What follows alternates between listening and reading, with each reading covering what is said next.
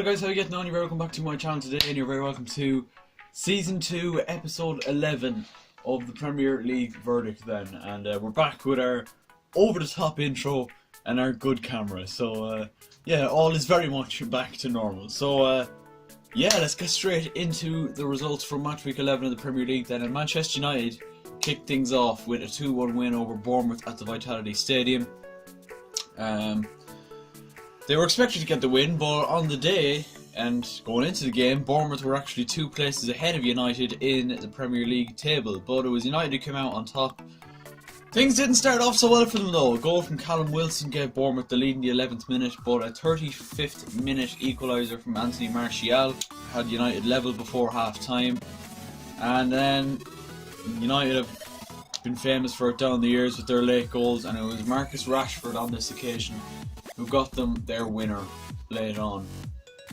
And a lot of these rumours about things being shit at United have suddenly, I wouldn't say diminished, but they've been lessened by that victory. It was an important win for United, but by the time this video goes out, United will have played Juventus in the Champions League, so if they are to win, you know, things would certainly look to be back on track for them. But Jose did predict during the week that he reckons that United will make Champions League and will be in the top 4 by Christmas. So yeah, I do think they have a lot of work to do before then, before they get to that stage to be that confident. But yeah, for now things are starting to look up for them at least. On to Goodison Park then. Everton beaten Brighton by 3 goals to 1. A goal from Richarlison had given Everton the lead. Lewis Dunk scored to equalise for Brighton. For Seamus Coleman gave Everton the lead, and then Richarlison made it 3-1 and made it safe for Everton in the 77th minute.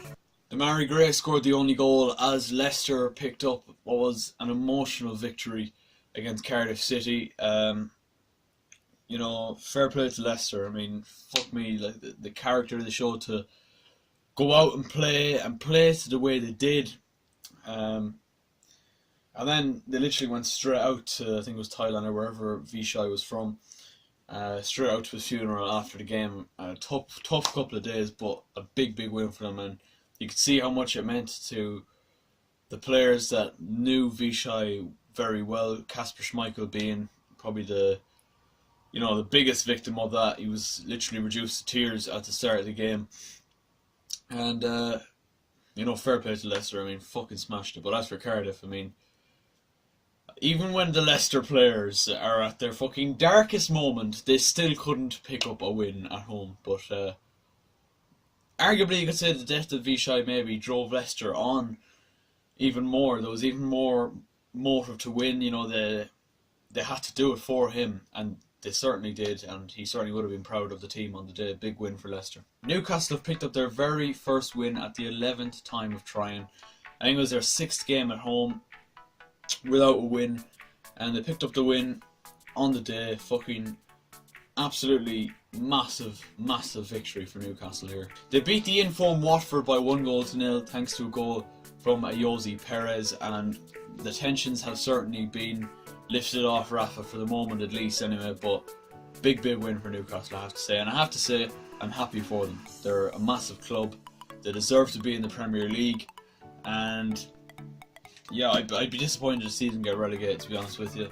But things need to change, maybe more so behind the scenes at Newcastle at the minute. But yeah, big win, and hopefully for them it'll kick off their season now. Now on to an entertaining game at the London Stadium there, where West Ham picked up a big win, a 4-2 win over Burnley, and it was 2 late goals from Felipe Anderson and Javier Hernandez which wrapped up the points for West Ham, but it was a lot closer up to that. Marko Arnautovic had given them the lead before Goodmanson equalised for Burnley. Felipe Anderson got his first of the day to make it 2-1 to West Ham, but then Chris Wood equalised in the 77th minute to make it 2-2. But in the 84th minute, Felipe Anderson scored again for Chicharito in the final minute of the game.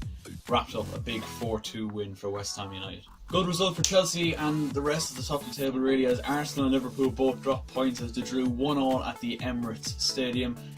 James Milner gave Liverpool the lead before Alexander Lacazette capitalised on some poor enough defending from Liverpool and poor goalkeeping from Alisson as well to smash it home to make it 1-1 in the 82nd minute.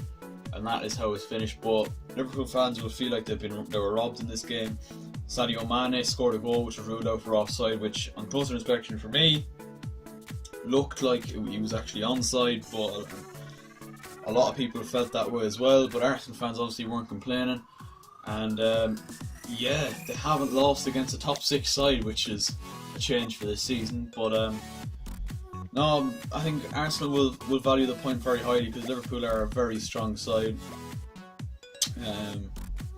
And yeah, it wasn't as entertaining a game as people were expecting it to be. It wasn't your typical Arsenal versus Liverpool, it's fair to say. There was no Andre Arshavins scoring 4 at Anfield, or the fucking trio from last season. There's been some classic games, but it's fair to say this wasn't one of them. So Spurs then survived a massive fucking scare at Molineux then late on Saturday evening.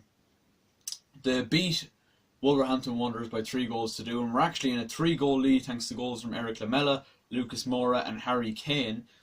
But a late fucking fight back, including 2 penalties for Wolves. The first converted by Ruben Neves, the second by Raul Jimenez, and both were conceded by the young Tottenham centre-back. Very nearly, made it a fucking night to forget for Spurs, but after they scored the 2 penalties, I never really felt as though Wolves could go on and fucking, get an equaliser. They never looked overly threatening to the Tottenham goal.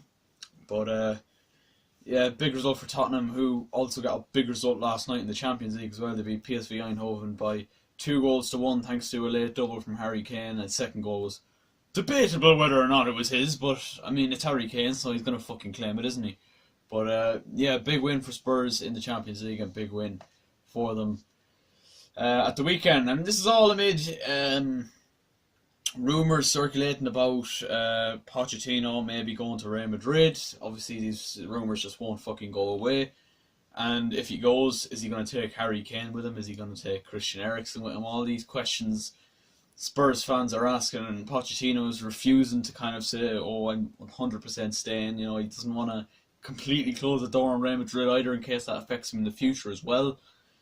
But, Real Madrid, you're looking at them at the minute and thinking, why the fuck would Pochettino go to them? He's expected to win the Champions League, and they're in turmoil at the minute. And if he doesn't win the Champions League, it's likely he's going to be sacked next season anyway. So, he's a good thing going on at Spurs, but he needs to fucking win a trophy at this stage. But, yeah, they managed to get the 2 big results and made all this speculation. Now on to one of the more predictable results from the fucking Premier League this weekend, and that was Manchester City beating Southampton by 6 goals to 1 at the Etihad Stadium. A horrific first 20 minutes for Southampton, seeing them go 3-0 down, thanks to 1 goal from Wesley Hoedt, a goal from Sergio Aguero, and David Silva also on the score sheet. Raheem Sterling got a brace. Following that was a goal by Leroy Sané in the 96th minute to make it 6-1. Don't think anyone really cares, but the Southampton goal was scored by Danny Ings. It was a penalty, and yeah. This City team is just so fucking far ahead of everyone, lads. I feel like I say this every week now, but I went into that game expecting them to win by that kind of margin, and Southampton before the game went into it saying, we're not going to just be like everyone else and just sit back and defend. And to be fair, if they had done that, they probably still would have lost 3 or 4-0 anyway. So, I mean, fair play to them for having a go, but this City team is just so fucking good. But moving on to Chelsea then, they're up to fucking second. Thank fuck. Capitalise upon Liverpool's inability to beat Arsenal. Yeah, fucking massive fucking win against Crystal Palace. Every win is a massive win. Alvaro Morata gave us the lead, and then Andros Townsend equalised in the second half, and at that stage I was kind of thinking, oh fuck, it's Man United all over again, isn't it? Like, it's not. We had so many chances to put Palace away in the first half, and we didn't, and that's the biggest fucking issue we have at the minute. To be fair to Morata, he only had a couple of chances. He should have had a hat-trick late on, but he did get his second to put us in front. A very important goal, and a very good finish as well. Eden Hazard, who had just come off the bench, he's obviously just recovering from his back injury that he suffered against United a couple of weeks ago. He crosses in from a free kick, misses everyone. Morata takes it down on the chest and smashes it into the bottom left-hand corner past Wayne Hennessy.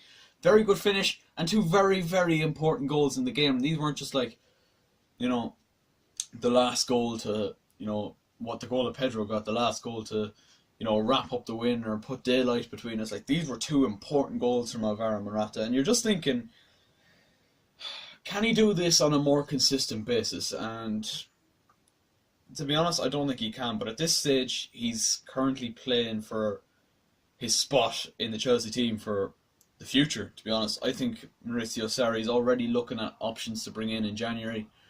So Morata is playing for his place, and you know, he needs to start producing the goods. And to be fair to him, against Palace, he did. But a big win up to second. But again, lads, there is only 2 points between us and City. But I just feel like there's so much further ahead of us. I think we need to focus on just finishing top 4 and winning the Europa League. I'm not going to talk about the title. I don't think.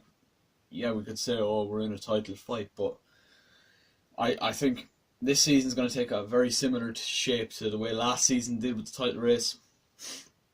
I feel like City could just easily run away with it. Like, there's stages where Liverpool and Chelsea are going to slip up. Like, Liverpool could be going through a bit of a sticky patch at the minute. They lost last night to Red Star Belgrade, and I'm sure Chelsea will go through a sticky patch as well. We are still unbeaten in all competitions, luckily, but we're bound to slip up at some stage. And with City, you just can't see any bad patches coming for them. But look, we're keeping the pace for the minute, and let's just enjoy it while it lasts, I suppose. So yeah, not much to talk about with the final game of the weekend. It was the Monday night football between Huddersfield Town and Fulham.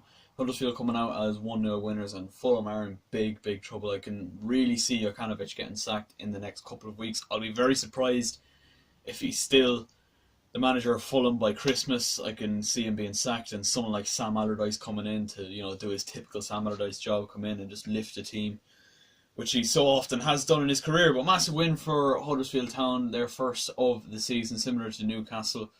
And yeah, Christopher Schindler thought he'd got the goal, but it turned out it was actually an OG from Timothy Fosu-Mensah. But apart from that, there wasn't an awful lot to talk about in this game. Fulham had the big names, but they're really struggling. I think they're actually bottom of the table at the minute. Yeah, they're really not going fucking good at the minute. But yeah, that was match week 11. So yeah, thank you guys so much for watching this video. If you did like it, please leave a like. Subscribe if you're new. Once again, we are approaching 200 subscribers on the channel. That is the goal for the end of the year. I think as I'm recording this, we're on like 130 or something. So 70 subscribers to go. So if you haven't already, click the subscribe button, notifications on, and yeah, I will catch you later.